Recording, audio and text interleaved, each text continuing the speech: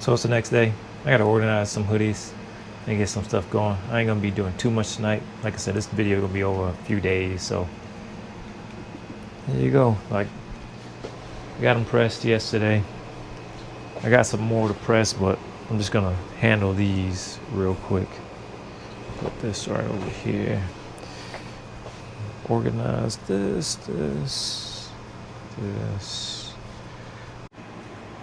Alright, so I'm doing a head cleaning real quick because I noticed a few white spots splashing, so I'm not sure what's going on. You can kind of see them there. I really want to take care of that. I don't like stuff like that. You know, most people might not complain about it, but I know it's there. I know it's not right. You want to get the job done right.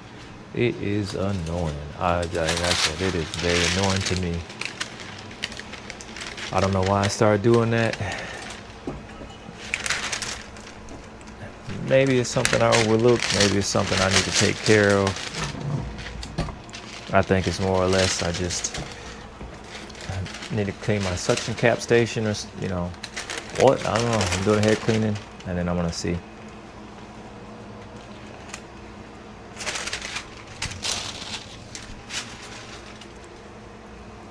You know, and thank you guys for all the feedback I've been getting, because it, you know, lets me know that people are watching. They see what I'm doing. I'm not no big business. I'm not no big guy. You know, it's not no major YouTube channel. I don't have no sponsors. None of these companies reach out to me. You know.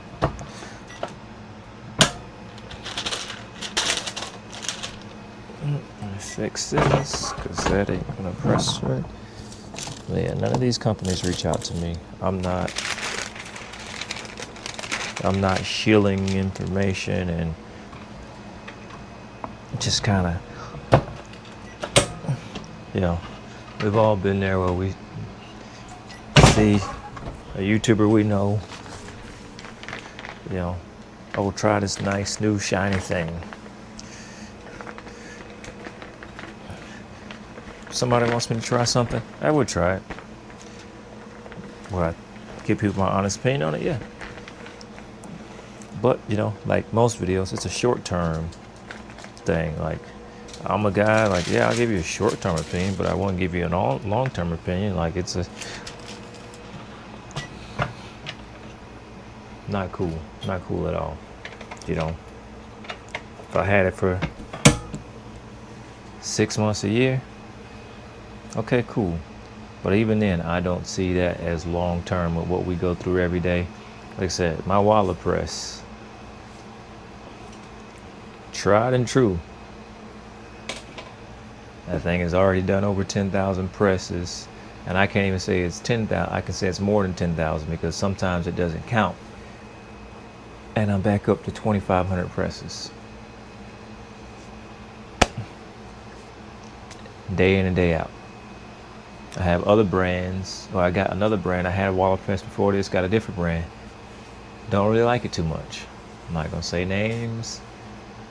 Not that it's a bad press, just not what I thought it is for what we paid. You know, at the end of the day,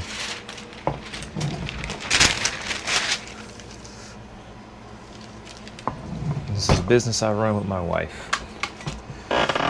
If it makes my life easy and it works, which it should be anyway in business, if it makes your life easy and it works, run with it. Run with it. If day in and day out it can repeat the same process and do the same job, no issues or very minor hiccups, run with it.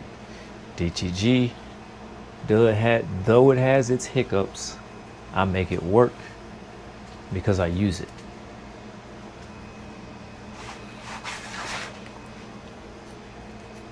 You know, it's one of those things. You gotta use it. You have to use it. Find a reason to use it. If you want to try something out, print a whole bunch of designs. You know, if you got a website, you know, show people like, hey, I printed all these on this one shirt. Like, it's coming to my mind now. Do a shirt like like a vest, like all different designs, make it look like a patch.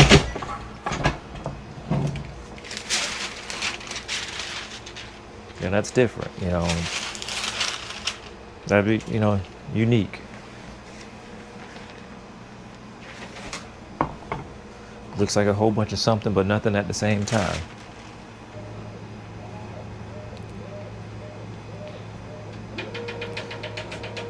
Oh man. Bro.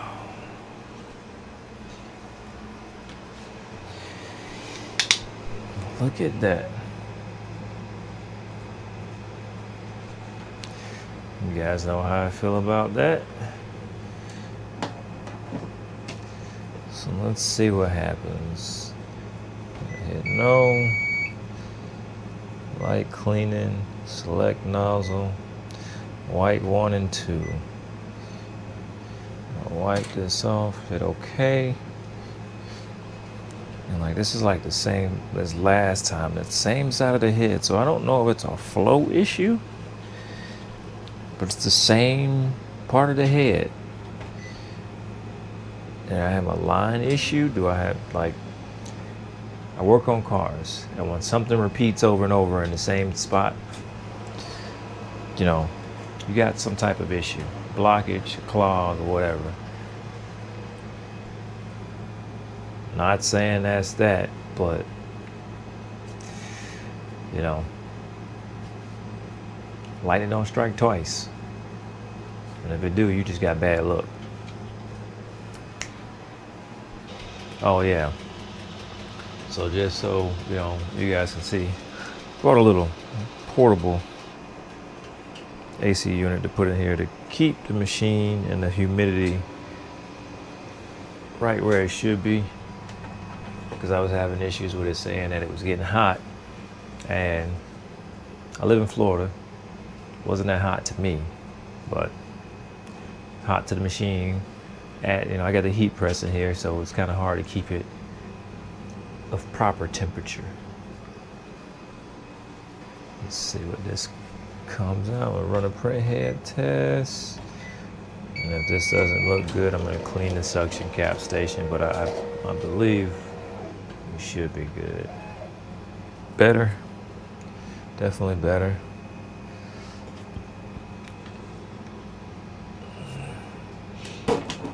One more light clean on that head.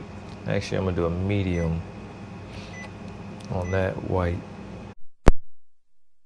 All right, so I'm back. I did a head cleaning, and then I cleaned the suction cap. So now it's perfect again. So I'm assuming my suction station was just a little dirty. Couldn't pull the ink through like it was supposed to, and causing, you know, backups. So let me get a thing to wipe this off. But I am happy for that, because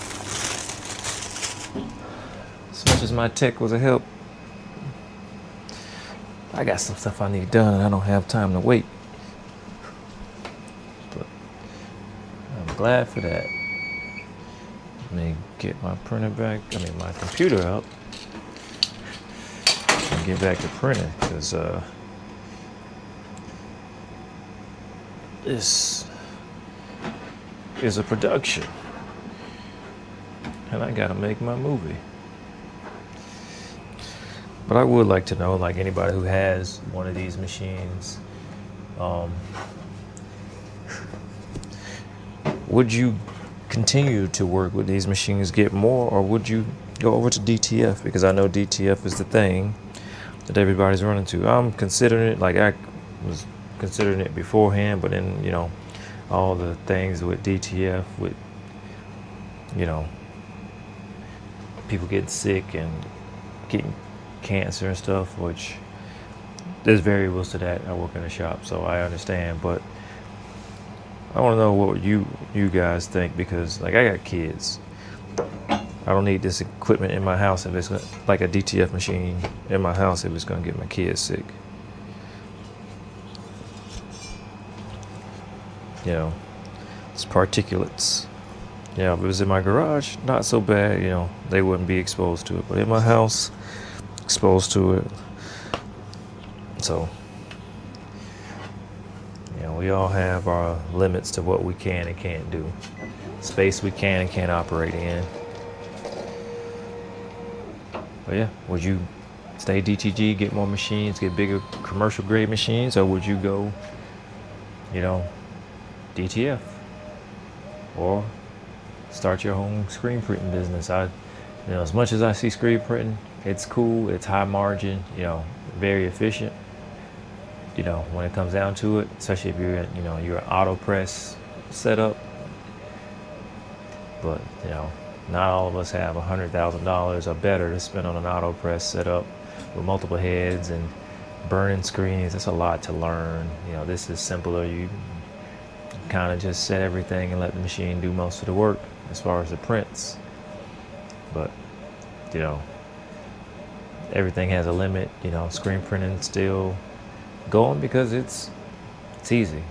One color designs, two color designs, side chest logos, back designs, squeeze it out real quick if you got an auto press, or if you got enough people, rotate the turntable and keep going.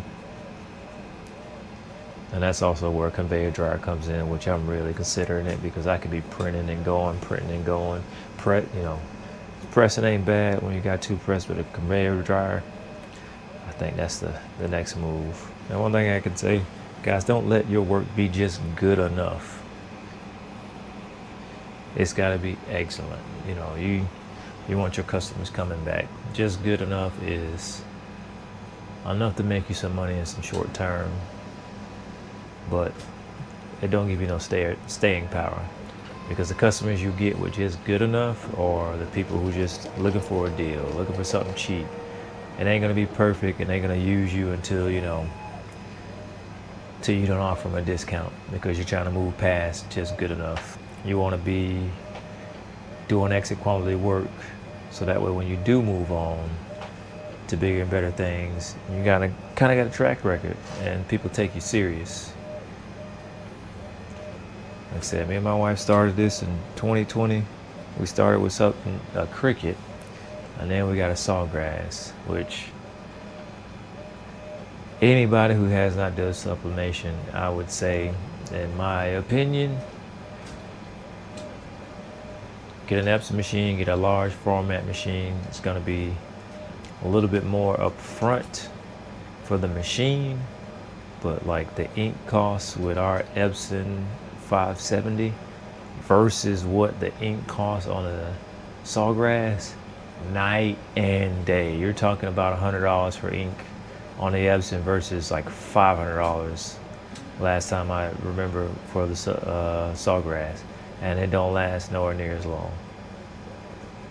And then you got proprietary software with the sawgrass and very little support. I had the small sawgrass machine, and we had the large one. Even though giving them both to my sister, she had issues with the small one after we gave it to her, and then she had issues with the bigger one after we gave it to her, and she switched to a Epson EcoTank setup just because it's cheaper, more affordable, and did what she needed it to do.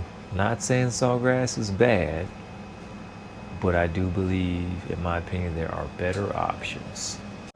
All right, I'm getting back in the hustle. Everything's going. Kind of slacked off for a minute because of the issues. So I sit down, I wait on the machine, and then I get into a complacent loop. And, it's a bad habit that I have.